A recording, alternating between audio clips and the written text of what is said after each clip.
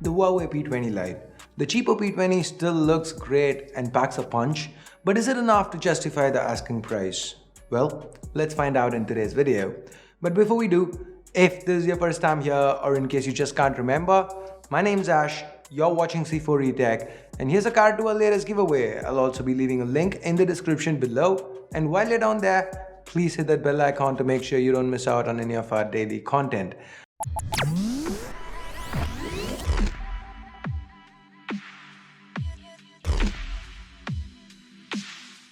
So as is tradition, let's start with the built-in design.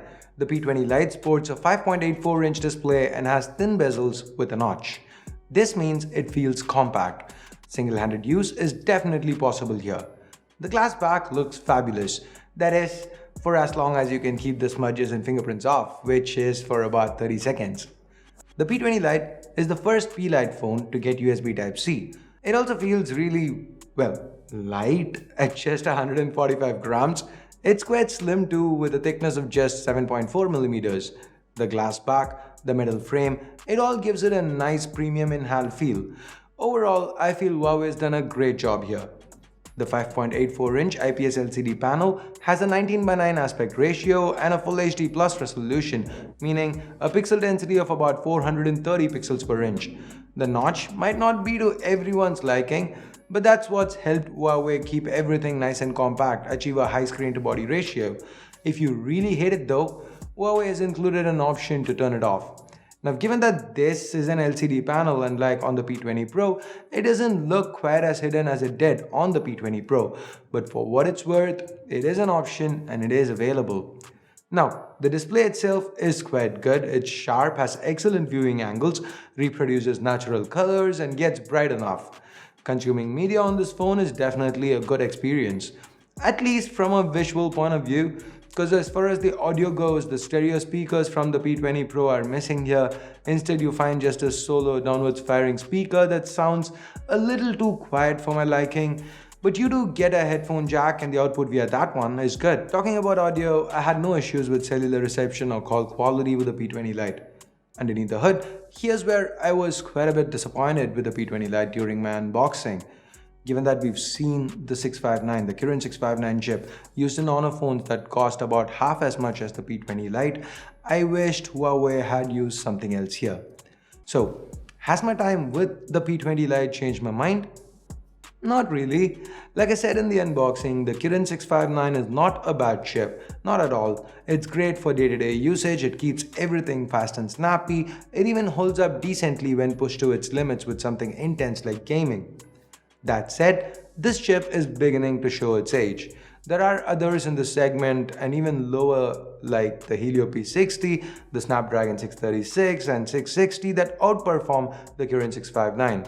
So despite the fact that the 659 doesn't feel slow, I still am a little unhappy to see it used on a phone in this price segment. Additionally, we have 4 gigs of RAM and 64 gigs of onboard storage. There is support for microSD in the form of a hybrid tray. The Kirin 659 does sip battery though, you gotta give it that. Thanks to that, the 3000 mAh battery inside had no trouble getting me through even a day of intense usage, like even on the day I was out testing the cameras or gaming. The battery life on this phone is solid. It's not just the 659 that's responsible for this. Huawei software has also been quite well optimized. The P20 Lite runs on EMUI version 8.0, built on top of Android 8.0 Oreo.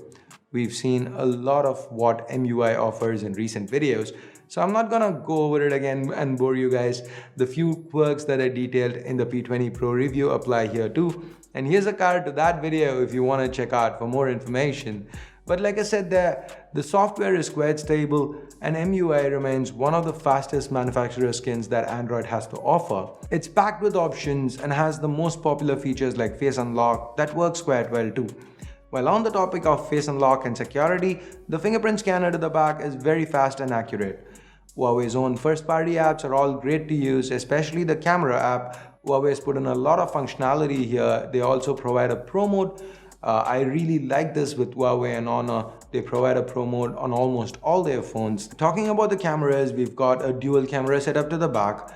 First, there's a primary 16 megapixel f2.2 camera and a secondary 2 megapixel depth sensor. Given the P20 in the name, if you're expecting amazing pictures like with the P20 Pro, you're gonna be disappointed.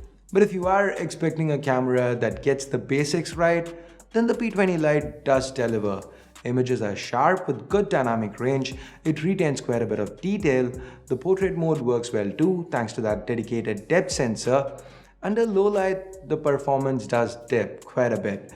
We have definitely seen better performing cameras on phones in this price segment.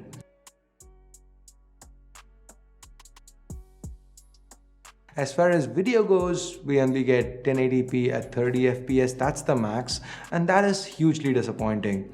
This is sadly a side effect of that Kirin 659 chip inside. It's a Kirin chip limitation. Now, while the detail levels and dynamic range are good, the lack of stabilization does hurt the overall quality of the video. On the selfie front, we get a 24 megapixel f2.0 shooter with a wide 78-degree field of view, and the selfies are quite good with ample detail. Huawei has also thrown in a portrait mode for selfies, and that works really well. So overall, we've got a reasonably good set of cameras here. Not the best, but definitely not bad. And on that note, let's get to the price. The P20 Lite is priced at 20,000 rupees, and for this price you get a splendid looking phone, compact and easy to use single-handed with reasonably good cameras, great battery life and lots of storage. Now these are the pros, but under cons we've got an older chip, video recording that isn't up to the mark, and even with stills there are better cameras out there. Basically the P20 Lite it's okay, it's good, but it isn't the best value for money. So my 2 cents, if and only if you love the build a lot and want a head turner, an eye catcher that can also do most things adequately, then go for this phone. If the build isn't your main point of attraction, then there definitely are better options out there that offer better value for your money. So there you go. Do you agree with what I've had to say in this video? Do you disagree? Let me know your thoughts in the comments below. So I guess that's it for my P20 Lite review.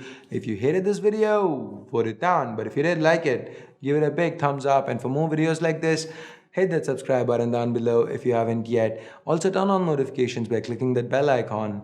And now, I must bid you adieu. Till next time, this here is Ash. You've been watching C4E Tech, and I'm signing off for now. You guys have a great day. Bye-bye.